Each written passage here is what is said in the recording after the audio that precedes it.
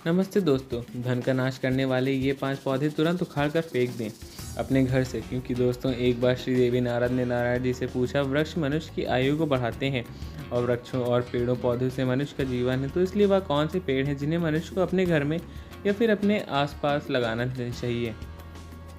किन वृक्षों का रोपण करने से मनुष्य के घर की दरिद्रता दूर होती है, शत्रु रोग भूत पिशाच आदि संकट कभी उस मनुष्य के जीवन में नहीं आते हैं।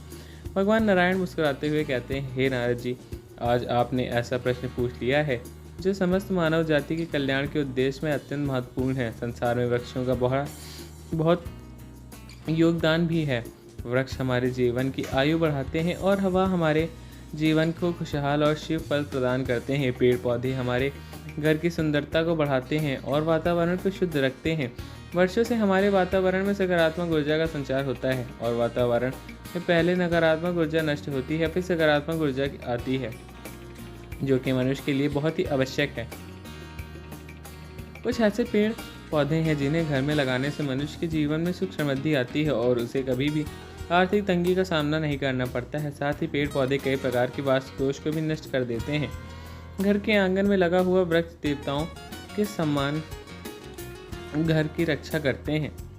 अब प्रश्न यह है, भगवान में पास कौन से पेड़ पौधे लगाने चाहिए और कौन से नहीं, इसके बारे में आज मैं आपको विस्तार पूर्वक बताने जा रहा हूँ, जिससे समस्त मानव जाति का भी कल्याण होगा। तब भगवान नारायण ने नारद जी से कहा, मैं आपको एक कथा सुनाता हूँ जिसे आप ध्यान से सुनेंगे और आपको यह पता लग जाएगी कौन से पेड़ घर में धन का नाश करते हैं और किन पेड़ पौधों को घर में लगाने से बरकत आती है। जो भी मनुष्य इस कथा को ध्यानपूर्वक सुनेगा उसके सैकड़ों पाप अपने आप ही नष्ट हो जाएंगे और उसके घर में दरिद्रता का नाश हो जाएगा। तब नारद जी भगवान नारायण से कहते हैं, भगवान, मैं इस कथा को पूरे ध्यान से अवश्य सुनूंगा, कृपया आप कथा प्रारंभ करें। तब भगवान नारायण कहते हैं, हे नारद जी, पूर्व काल की बात है। उत्तर प्रदेश में एक बहुत ही सुंदर नगरी थी। उस नगरी में रामेश्वर नाम का एक विषय अपनी पत्नी समुद्रा के साथ निवास करता था।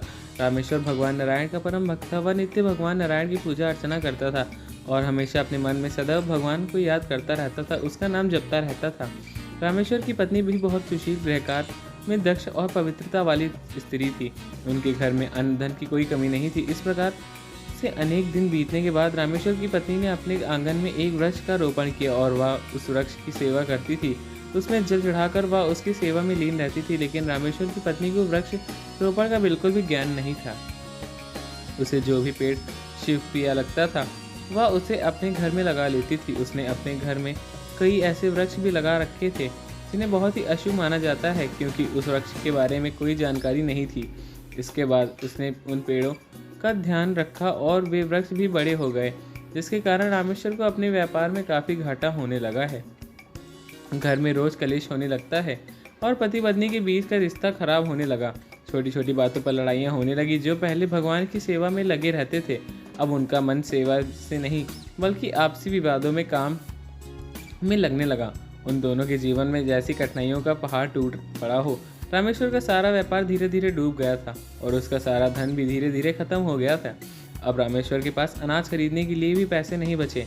वह भूख से व्याकुल रहता था, क्योंकि उसके पास खाने के लिए भी पैसा नहीं। इससे क्रोधित होकर उसकी पत्नी गुस्से में आ गई और अपने पति से कई काम करवाने भी लगी। फिर रामेश्वर काम मांगने के लिए गांव में घूमने लगा, लेकिन उसे भी कहीं भी काम नहीं मिला। उसने घर आकर अपनी पत्नी से कहा, सुभद्रा, मुझे कोई भी काम नहीं दे रहा है, पता नहीं हमारी किस्मत क्यों खराब हो गई।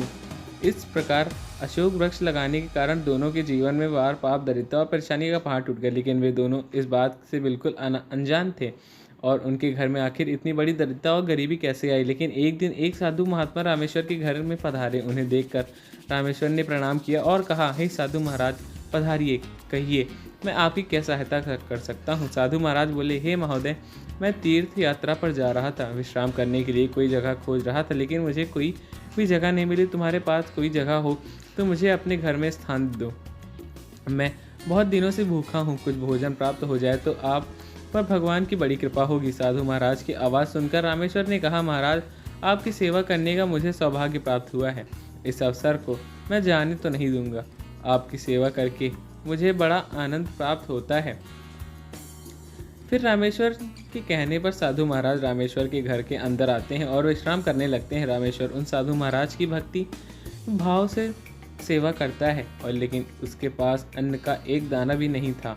तो वह अपनी पत्नी से कहता है, प्रिय, आज हमारे घर में साधु महात्मा आए हैं। वह बहुत ही ज्ञानी और पूर्ण आत्मा है।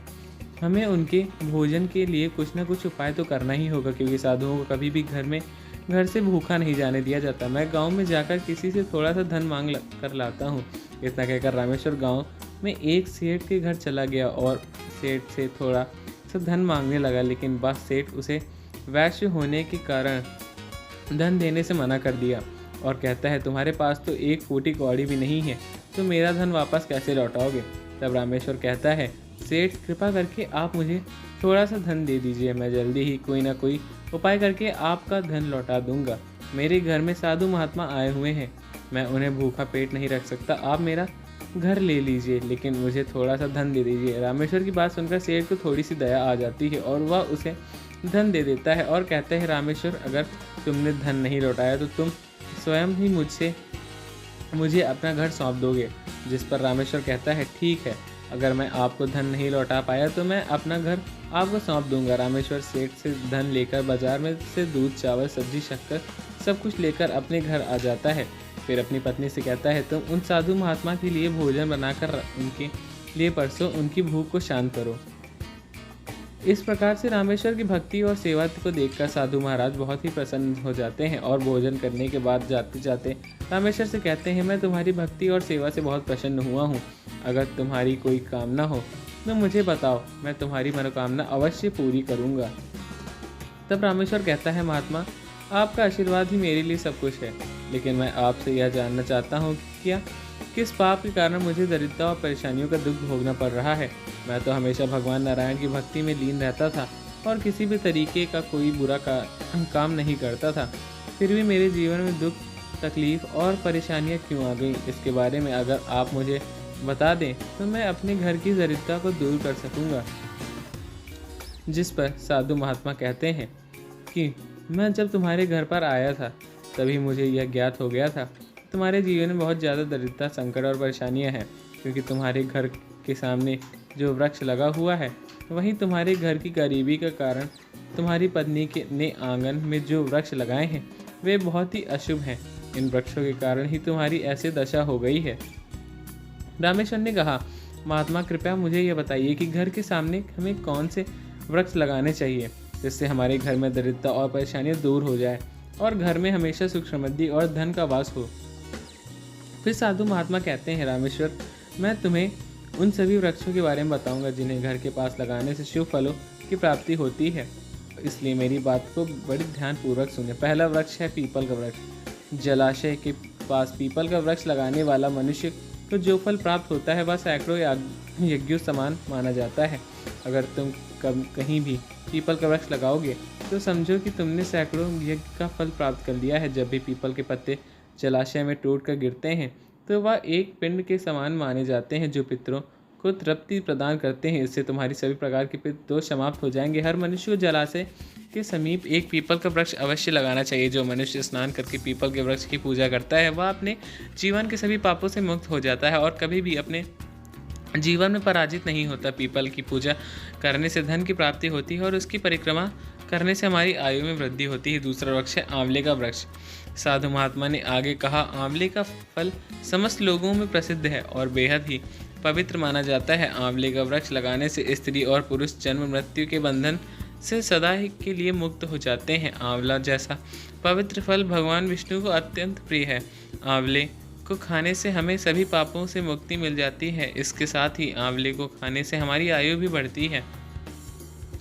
तीसरा वृक्ष है अशोक का वृक्ष। अशोक का वृक्ष शोक का नाश करने वाला होता है और निराशा को समाप्त कर देता है। यह वृक्ष हमारे घर की खुशियां लाता है। अशोक का वृक्ष घर के पास लगाने से हमारे घर में सदैव सुख, समृद्धि और शांति बनी रहती है। अशोक का वृक्ष शीतलता प्रदान करता है। जब माता लक्ष्मी ने देवी सीता के रूप में अवतार लिया था और रावण द्वारा अपहरण करने के बाद माता सीता अशोक वाटिका में अशोक के वृक्ष के नीचे ही अपना जीवन व्यतीत कर रही थी। माता सीता की सेवा के कारण अशोक के वृक्ष को यह वरदान मिला कि जो भी व्यक्ति अपने घर के आसपास अशोक के वृक्ष का रोपण करेगा उसके घर से सुख दुख और दरिद्रता समाप्त हो जाएगी। चौथा वृक्ष है नीम का वृक्ष। नीम का वृक्ष लगाने से सूर्योदय प्रसन्न होते हैं। नीम का वृक्ष हमारी आयु को भी बढ़ाता है। घर के आसपास नीम का वृक्ष लगाने से सभी प्रकार के रोगों से मुक्ति मिलती है। माता लक्ष्मी को नीम के पत्ते बहुत ही प्रिय होते हैं, इसलिए नीम के पत्तों के पास माता लक्ष्मी निवास करती हैं। घर के सामने नीम का वृक्ष लगाने से जो भी व्यक्ति अपने घर के आसपास नीम का पेड़ लगाएगा उसके घर में धन संबंधी की कमी नहीं होगी। दोस्तों, अगर आपको हमारी यह जानकारी अच्छी लगी हो तो वीडियो को एक लाइक ज़रूर करें और कमेंट बॉक्स में अपना नाम लिखना ना भूलें। चैनल सब्सक्राइब करना भी ना भूलें ताकि आपको हमारे नए वीडियो का नोटिफिकेशन जल्द मिल सके। मिलते हैं आपको अगली वीडियो में, तब तक के लिए धन्यवाद। जय श्री राम, जय बजरंगबली।